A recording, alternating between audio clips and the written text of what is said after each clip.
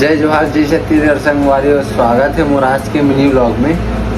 और आज के मिनी व्लॉग में मैं एक चीज़ दिखाना चाहता हूँ आप मन ला कि मैं एक नया मेंबर लाया हूँ। मैं बहुत दिन से शौक रही से और लाएगी, लेकिन फिलहाल अभी ला पाया हूँ। मैं वो आदमी ना दिखाऊँ फिर ओकर कहानी बताऊँ। वो बैठे मस्त शांति से, वो ना खाना वाना नहीं खाए, पता है एकदम वो अकेला छोड़ देवे, कोई नहीं रिवे ना तब खाना खाई। और खाना वाना नहीं खाते। अभी वो नया जगह में आया था, थोड़ा डरावा रागे और ना खाना वाना नहीं खाए और सब कोई चल देवे तब अकेला में खाए। लेकिन आज पहली बार वो हमारे सामने में खाना खा तो लगे हो जोर से भूख।